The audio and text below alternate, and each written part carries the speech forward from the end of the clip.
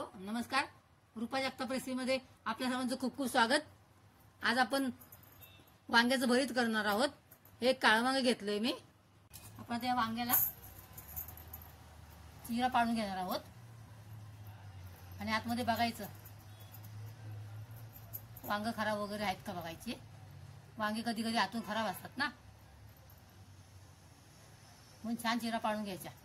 4-5 चिरा आतून खराब आहे का, कधी कधी किडे वगैरे असतात ना, म्हणून बघणं गरजेचं आहे. घ्यायचं आपली मराठमोळी रेसिपी आहे म्हणून आपण ते हाताने तेल लावायचं छान चारीकडून. सगळं पाडून घेतलेल्या. आता आपण यामध्ये एक एक लसूण टाकायचं आहे आतमध्ये, म्हणजे ते थोडंसं ओपन राहील आणि पूर्ण वांग आतपर्यंत शिजल. मिरच्या पण टाकून घेणार आहे. छान चारी बाजूने भाजून घ्यायचं व्यवस्थित. गोल गोल फिरवून वांग छान भाजून घ्यायचं. बघा छान छान झालंय, आतून पूर्ण पकलेलं आहे.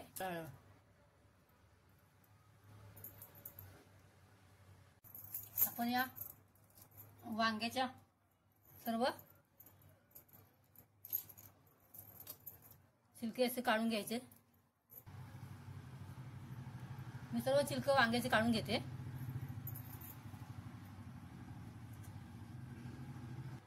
सगळं सोलून झालेलं आहे.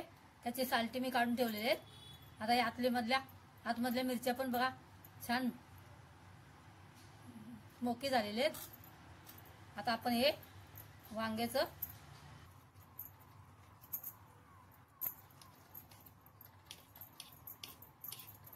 असे काढून घ्यायचे सर्व वांग.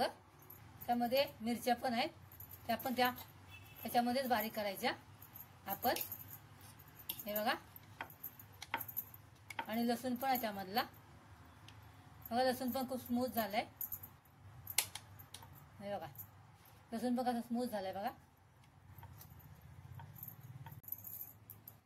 बघा असं हे आपलं सर्व बारीक करून घेतलेलं आहे. त्या मिरची आणि लसूण पण मी त्यामध्येच स्मॅश केलेलं आहे. बघा इकडे लसूण मिरच्या.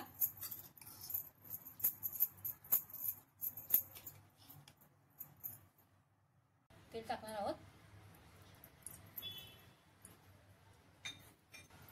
आणि खूप सारे जिरे टाकायचे. थोडासा कढीपत्ता टाकणार आहोत आणि थोडंसं हिंग टाकायचंय. वांग वाटण असतं ना, पोटाला त्रास होऊ नये म्हणून आपण त्यामध्ये हिंग टाकतोय. 1 वाटी कांदा टाकायचाय. कांदा बराच आपलं भाजून झालंय. त्यामध्ये आता आपण परत लसूण टाकायचंय. लक्षात ठेवा नेहमी आपण कांद्यानंतरच लसूण टाकायचंय.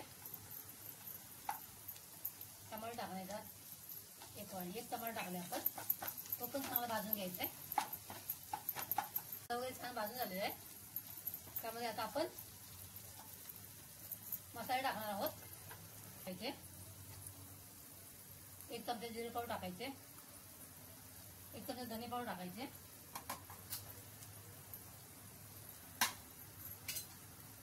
आपला हा आमचा घाटी मसाला आहे रोजच्या. आणि हा मिरची पावडर, लाल मिरची पावडर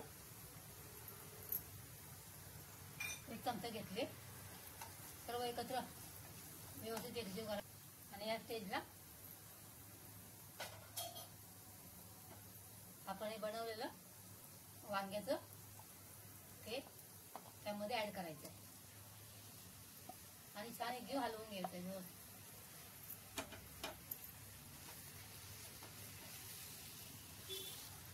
आपण त्यामध्ये अजून मीठ टाकलं नाही.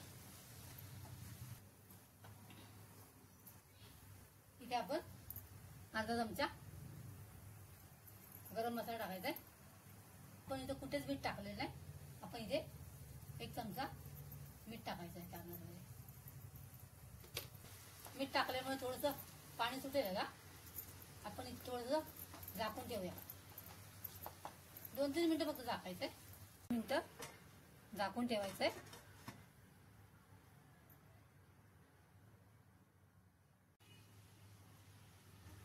आपले 2-3 मिनिटं झालेली आहेत. बघूया आपण.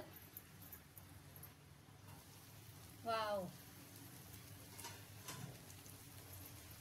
बाजूने सर्व तेल सुटलेलं आहे. त्याचा अर्थ आपलं भरीत व्यवस्थित शिजलेलं आहे. खूप सारी कोथिंबीर टाकणार आहोत.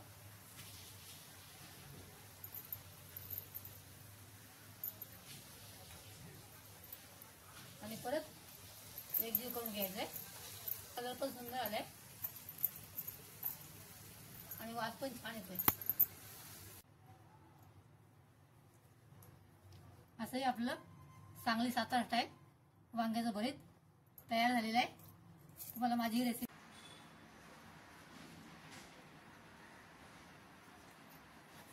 आजची माझी रेसिपी तुम्हाला आवडली असल्यास लाईक आणि सबस्क्राईब करा. चॅनलवर नवीन असाल तर नक्की सबस्क्राईब करा. परत भेटूया एका नवीन रेसिपीसह. तोपर्यंत बाय. Thanks for watching.